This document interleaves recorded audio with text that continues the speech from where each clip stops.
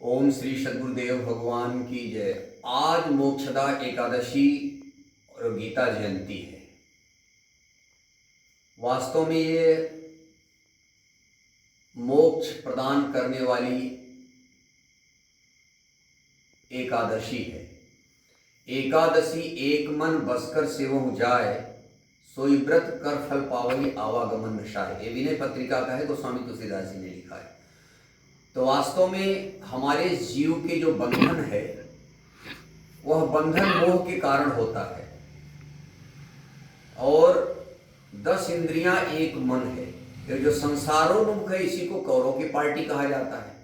और वही 10 इंद्रियां एक मन, जब हमें एक ईश्वर एक परमात्मा की ओर, और वह भी जब ऐसे महापुरुष मिलेंगे जन्म जन्म के पुण्य से, तो उनके अंदर की जो योग्यता है वही शिष्य को मिलती है।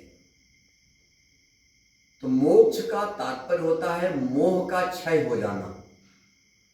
मोह किसे कहते हैं? हमारे मन का जो इंटरनल अटैचमेंट है बचपन से आज तक का, यही है मोह। यह नष्ट कैसे होगा?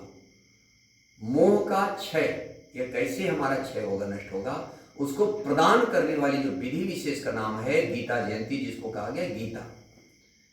अर्जुन को भी मोह था घर परिवार संसार का, घर परिवार रिश्तेदारों को भी अपना समझ रहा था। परिवार का परवरिश करना, पालन करना, उसने युद्ध से पीछे हट रहा था। यह भी कहा भगवान हम भिक्षा मांग करके जीवन निर्वाह कर लूंगा, लेकिन अपने स्वजनों को मार के मुझे स्वर्ग का स्वामी बनना चाहिए, मुझे इंद्र का पद भी नहीं चाहिए।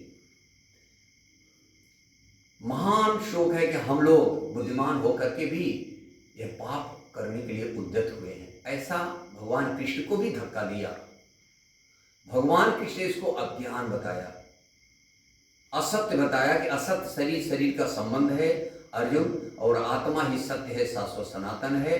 असत्य के मार्ग में चलने से ही हमें मोक्ष प्रदान होगा। तो इसी को एकादशी कहा गया है। एक दिशा में मन का चलना, एक दिशा में हमारे जीवन का रास्ता चले, एक परमात्मा की उपासना, इधर उधर न झांको। और गीता जयंती आज के ही दिन भगवान कृष्ण ने 18 अध्याय 700 श्लोक की गीता का उपदेश अर्जुन को दिया था। उपदेश देकर के अर्जुन के मोह को भंग किया पहले, फिर अर्जुन तैयार हो गया और लास्ट में कहा था कि भगवान नष्टो मोह, मोह हमारा यार क्षय हो गया, नष्ट हो गया। नष्टो मोह स्मृतिर्लब्ध्वा त्वत्प्रसादात् मयाच्युत स्थितो अस्मिगत संदेह करिष्ये वचनं तव।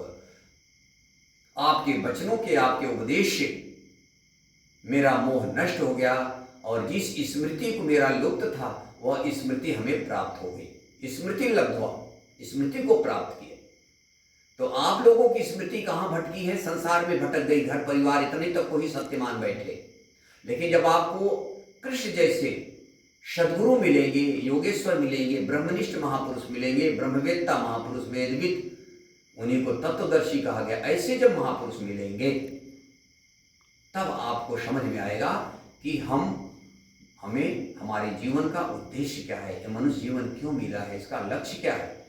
और जिसे कहा गया है कि महापुरुष को, सद्गुरु को, कि ब्रह्मवेत्ता वक्ता सूरत गुरु के लक्षण जान, इच्छा राखे मोक्ष की ताहि से पहचान। ब्रह्मवेत्ता वक्ता सूरत गुरु के लक्षण जान, ब्रह्म को विदित कर लिया हो, ब्रह्म को जान लिया हो। वक्ता सूरत, सूरत कहते हैं मन की दृष्टि का नाम। आप शरीर से यहां बैठे हो, मन कहीं भाग रहा है, उस दृष्टि में बात करें, वक्ता का काम करें कि आपका मन, आपका विचार कब भाग रहा है। इसी को कबीर ने कहा मेरी सूरत सुहागिन जागरे, शब्द बिना सूरत आंधरी, कहो कहां लो जाए। तो वास्तव में जो मन की अंतर्मुख दृष्टि है, जो भाग दौड़ करता है, उस मन की दृष्टि में वह महापुरुष निर्देशित करे ज्ञान का प्रकाश दे करके। यह महापुरुष की पहचान है, वक्ता सूरत। और वक्ता कोई मंच बना के कर रहा है लाख भक्तों के बीच में, ये तो एक उपदेशक हो गए। लेकिन जो सद्गुरु सच्चे मिलते हैं वो किताबी चीजें नहीं बताएंगे, अपनी अनुभूतियां बताते हैं।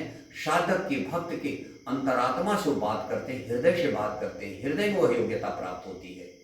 इसीलिए वक्ता सूरत, गुरु के लक्षण जानिए, गुरु का लक्षण है कि आपके सूरत में बात करें, हृदय से बात करें।